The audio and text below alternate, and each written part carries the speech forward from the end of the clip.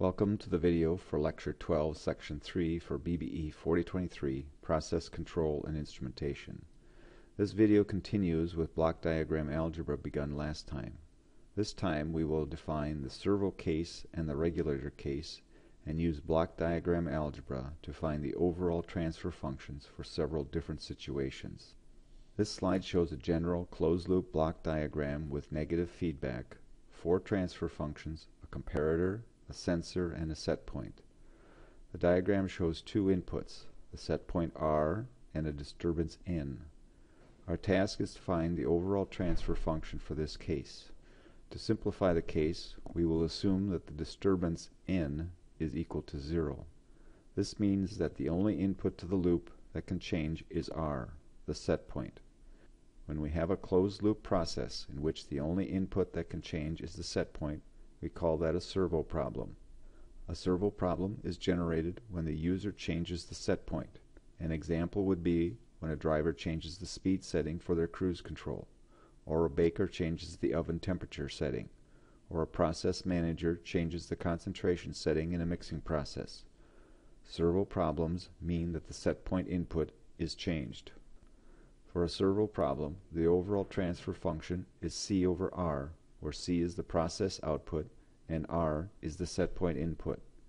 Using block diagram algebra, we can find the overall transfer function shown.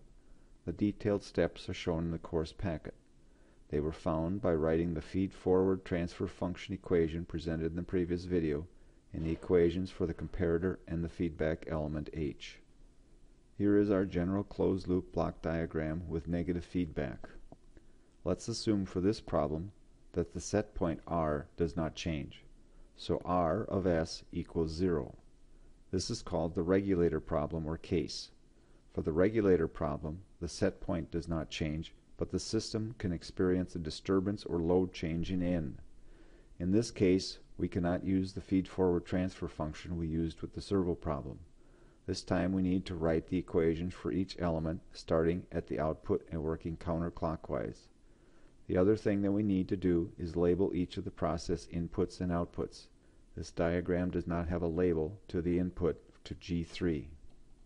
So let's add a label S to the output of the summing element with inputs Q and N. With this diagram, we can write the 6 equations, one for each element of the loop, starting at the process output and working counterclockwise. You may want to pause and check out each term. Note that R is equal to 0 for a regulator problem. Starting at the lower right and working backwards, the equations can be simplified to eliminate each term except for the G terms, the input N, and the output C. After completing the algebraic manipulations to write the overall transfer function, C over N, we get the expression shown for the regulator case. Note that the set point R does not show in the equation because it is set to 0. Now we have the overall transfer functions for the servo case when the disturbance input N is set to 0, and for the regulator case when the set point input R is set to 0. Next we want an equation for the case when both inputs N and R are not 0.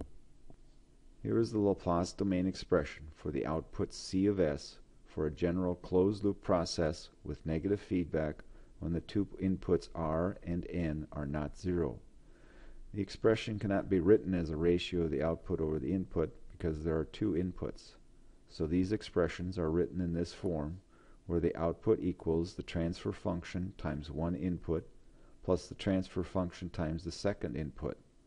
You might want to note that when one of the inputs is set to 0, we get the transfer functions for either the servo or regulator problem. For example, if we set the disturbance input N equal to 0, the whole term disappears and we get the servo case equation we had several slides back. Similarly, if the set point input R is set equal to 0, we get the regulator case equation on the previous slide. When doing block diagram reduction problems, there are a couple of rules to keep in mind to avoid losing a term in the process. This slide gives the 2 rules. They will be illustrated in examples done later in this video. This slide shows a general closed-loop process control diagram. As of now, we can only have 2 inputs that change, the set point and the disturbance or load. More complex processes may have more inputs and disturbances. The rest of this video describes the type of closed-loop control problems we can handle and goes through some simple examples. The first problem type is the servo problems.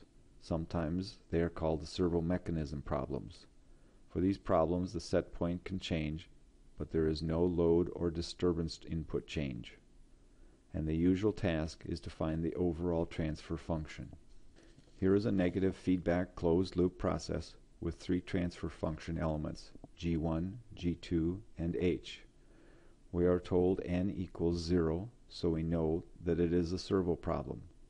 Or we are told it is a servo problem, and we know that n equals 0. The first thing to do is write the transfer functions, starting at the output and working counterclockwise. We generate three equations.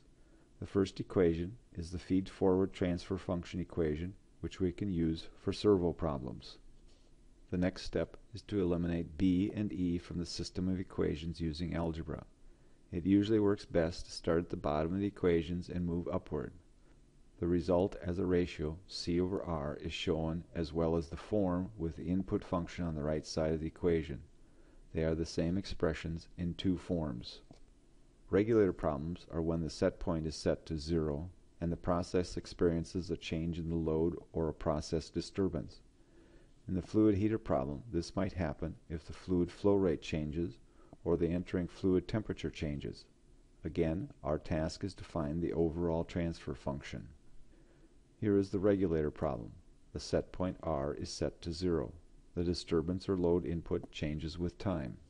As before, make sure each process input is labeled, and we use block diagram algebra to write the transfer function equations for each element and summing point. Again, start at the process output and move around the loop counterclockwise. We end up with 5 equations shown. Make sure you know where each equation comes from.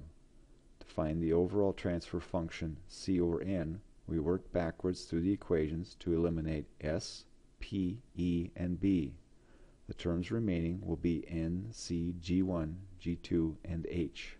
After eliminating s, p, e, and b, the overall transfer function can be written as the ratio c over n as shown, or as the expression for c with the input function n on the right side of the equal sign. When we have both input functions not equal to 0, we can use the same process to find the overall transfer function.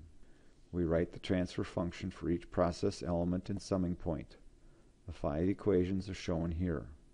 You are encouraged to make sure you know where each equation comes from. As before, we use algebra to eliminate s, b, e, and p. The resulting overall transfer function for the combined servo plus regulator problem is shown here. This slide shows the block diagram and the overall transfer function. This slide shows the block diagram with the transfer functions for each of the process elements. You know some of the transfer functions for some of the elements, but we have a few more to show you. This brings me to the end of the Lecture 12 Section 3 video. Write down any questions you have and bring them up in class.